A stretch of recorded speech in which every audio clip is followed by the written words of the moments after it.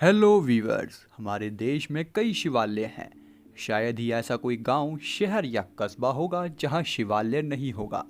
यही एकमात्र ऐसा कारण है कि भारत को शिवालयों का देश कहा जाता है। इन शिवालयों में भगवान शिव की पूजा शिवलिंग के रूप में की जाती है। हर शिवलिंग की स्थापना के पीछे कोई ना कोई कथा या कहानी जरूर है। लेकिन आज हम आपको ऐसे रहस्यमय शिव मंदिरों की कहानी बताने जा रहे हैं जहां कई रहस्य छुपे हुए हैं। यहाँ 12 साल में एक बार शिवलिंग पर बिजली गिरती है, तो कहीं मंदिर पूरा जलमग्न हो जाता है और तो और कहीं खुद ब खुद शिवलिंग ही प्रकट हो जाता है। शिव से जुड़े रहस्यों को समझना नासा जैसी विश्व मान्य संस्था के लिए एक कठिन काम है, तो भला इन रहस्यों को आम इंसान कैसे सुलझा सकता है। यूं तो भगवान शिव के कई चमत्कारिक और रहस्यमय मंदिर हैं, लेकिन आज हम आपको ऐसे मंदिरों के बारे में बताएंगे जो सच में आपको सोच में डाल देंगे। पर वीडियो शुरू करने से पहले नीचे सब्सक्राइब का बटन दबाकर घंटी बजाएं और वीडियो के अंदर आ जाएं। नंबर 1, बिजली महादेव मंदिर। यह अनोखा मंदिर हिमाचल प्रदेश के कुल्लू में स्थित है। कुल्लू शहर में ब्यास और पार्वती नदी के संगम स्थल के नजदीक एक पहाड़ पर शिव का यह प्राचीन मंदिर स्थित है। एकदम शांत दिखने वाले इस मंदिर के अंदर एक शिवलिंग है जहां हर 12 साल में एक बार बिजली गिरती है। बिजली गिरने के बाद शिवलिंग चकनाचूर हो जाता है।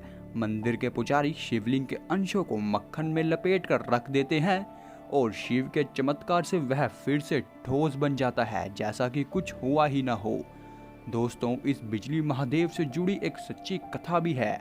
इस कथा के अनुसार इस घाटी में कुलांत नाम का एक दैत्य रहता था जो बहुत ही मायावी था। एक बार उसने सभी जीवों को मारने के लिए ब्यास नदी को रोक दिया। जब शिव को इस बात का पता चला तो उन्होंने एक बड़े नाग रूप धारण किए इस दैत्य को मार दिया और यह दैत्य जिस जगह पर मरा वहां समय के बाद एक पहाड़ बन गया, जिसे हम कुल्लू के पहाड़ों के नाम से भी जानते हैं। अब सवाल उठता है कि क्यों बिजली गिरती है यहाँ पर। कथा के अनुसार जब भगवान शिव ने कुलांत दैत्य को मारा, उसके बाद उन्होंने इंद्र से कहा कि वह हर 12 साल के बाद यहाँ बिजली गिराए। बिजली गिरने से शिवलिंग टूट जाता है, जिसे यहाँ के पुजारियों द्वारा मक्खन से ठीक कर दिया जाता है, जिसके बाद वह खुद ब खुद कठोर हो जाता है। अब सवाल उठता है कि शिवलिंग पर ही बिजली क्यों गिरती है। कथा के अनुसार भगवान शिव अपने ऊपर बिजली इसलिए गिराते हैं ताकि जन धन की हानि ना हो। कहा जाता है कि भगवान शिव खुद बिजली के झटके को सहन करते हैं और भक्तों की रक्षा करते हैं। नंबर 2, निष्कलंक महादेव। यह मंदिर गुजरात के भावनगर में कोलियाक तट से 3 किलोमीटर अंदर अरब महासागर में स्थित है। प्रतिदिन अरब सागर की लहरें यहाँ के शिवलिंग का जल अभिषेक करती हैं। ज्वार भाटा जब शांत होता है तब लोग पैदल चलकर इस मंदिर में दर्शन करने के लिए आते हैं। ज्वार के समय सिर्फ मंदिर का ध्वज ही नजर आता है। कहते हैं कि यह मंदिर महाभारत के समय का है और जब युद्ध के बाद पांडवों को अपने ही कुल के लोगों को मारने का पछतावा था और वह इस पाप से छुटकारा पाना चाहते थे, तब वह श्री कृष्ण के पास गए। श्री कृष्ण द्वारिका में ही रहते थे। श्री कृष्ण ने उन्हें काली गाय और एक काला झंडा दिया और कहा कि तुम यह झंडा लेकर गाय के पीछे पीछे चलना। जब झंडा और गाय दोनों ही सफ़ेद हो जाएं, तो समझना कि पाप से छुटकारा मिल गया है। जहाँ यह चमत्कार होंगे वहाँ तुम शिव की तपस्या करना। कई दिनों तक चलने के बाद जब पांडव इस समुद्र के पास पहुँचे और झंडा और गाय दोनों ही सफ़ेद रंग के हो गए, तब उन्होंने वहाँ शिव की तपस्या की और 5 पांडवों को शिवजी ने शिवलिंग के रूप में अलग अलग दर्शन दिए और वही 5 शिवलिंग आज तक वहाँ विद्यमान है। पांडवों ने यहाँ अपने पापों से मुक्ति पाई थी, इसलिए इसे निष्कलंक महादेव कहते हैं।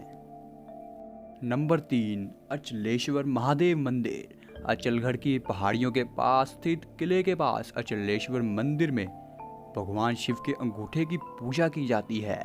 यह पहली जगह है जहां भगवान शिव की प्रतिमा या शिवलिंग की पूजा ना होकर उनके दाहिने पैर के अंगूठे की पूजा की जाती है। माउंट आबू से करीब 11 किलोमीटर दूर उत्तर में अचलगढ़ की पहाड़ियों के पास स्थित है यह अचलेश्वर मंदिर, जो कि चमत्कारों से भरा हुआ माना जाता है। ऐसी मान्यता है कि यहाँ के पर्वत भगवान शिव के अंगूठे पर ही टिके हुए हैं। अगर शिव जी का अंगूठा ना होता तो यह पर्वत नष्ट हो जाता। भगवान शिव के अंगूठे को लेकर भी काफ़ी चमत्कार यहाँ माने जाते हैं। भगवान शिव के अंगूठे के नीचे ही एक गड्ढा है। यह गड्ढा बनाया नहीं गया, बल्कि यह प्राकृतिक रूप से निर्मित है। मान्यता है कि इनमें चाहे जितना भी पानी भर जाए वह कभी नहीं भरता। शिव जी पर चढ़ने वाला जल भी यहाँ नहीं टिक पाता। पानी कहाँ जाता है, इस बात का आज तक कोई पता नहीं लगा पाया है। पुरानी कथाओं में यह बताया गया है कि एक बार अर्बुद पर्वत अजीब तरीके से हिलने लगा। इसमें हिमालय पर तपस्या कर रहे भगवान शिव की तपस्या भंग हो गई और इस पर्वत पर भगवान शिव का नंदी भी था। नंदी को बचाने के लिए भगवान शिव ने हिमालय से ही अपने अंगूठे को अर्बुद पर्वत तक पहुंचा दिया और पर्वत को हिलने से रोककर स्थिर कर दिया। यही वजह है कि भगवान शिव का अंगूठा इस पर्वत को उठाए हुए है। नंबर 4, लक्ष्मेश्वर महादेव मंदिर। ऐसा माना जाता है कि इस मंदिर की स्थापना भगवान राम ने खर और दूषण के वध के पश्चात अपने भाई लक्ष्मण के कहने पर की थी। इसकी स्थापना स्वयं लक्ष्मण ने की थी। कहा जाता है कि इस शिवलिंग में 1 लाख छिद्र हैं। इन्हीं 1 लाख छिद्रों में एक छिद्र ऐसा भी है जो कि पतालगामी है, क्योंकि उसमें जितना भी पानी डालो वह सब उसमें समा जाता है।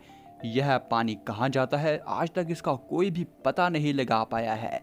और एक छिद्र ऐसा भी है जिसमें जल हमेशा ही रहस्यमय तरीके से भरा रहता है, जिसे हम अक्षय कुंड कहते हैं। नंबर 5, अगर शिवलिंग की बात की जाए तो भला हम रहस्यों से भरे अमरनाथ मंदिर को कैसे भूल सकते हैं। इस गुफा में शिवलिंग 13,000 फीट की ऊंचाई पर रहस्यमय तरीके से बन जाता है। कई लोगों का कहना है कि यह शिवलिंग बर्फ के पिघलने के कारण बनता है, पर फिर इसी गुफा में ऐसा क्यों होता है। अमरनाथ के नज़दीक बहुत सी गुफा हैं, वहाँ क्यों नहीं यह शिवलिंग बनता।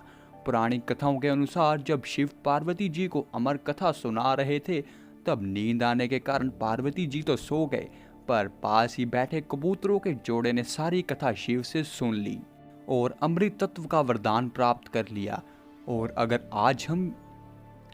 अगर आज भी हम अमरनाथ जाएं तो हम उन कबूतरों के जोड़े को देख सकते हैं, पर वह किसी को दर्शन नहीं देते हैं। अब शायद आपके मन में सवाल आ रहा होगा कि यह कोई और कबूतरों का जोड़ा भी तो हो सकता है। तो मैं आपको बता दूं कि 13,000 फीट की ऊंचाई पर ऑक्सीजन बहुत ही कम हो जाती है और किसी आम इंसान के सांस लेना वहाँ मुश्किल हो जाता है। तो भला यह नन्हे जीव जिनके गुर्दों की क्षमता हमसे कम है, वो ऑक्सीजन कैसे पूरी कर सकते हैं। तो दोस्तों, यह थे शिव से जुड़े कुछ रहस्यमय मंदिर। अगर आपको यह वीडियो पसंद आई है तो वीडियो को लाइक जरूर करें, और अगर नहीं पसंद आई तो डिसलाइक करें।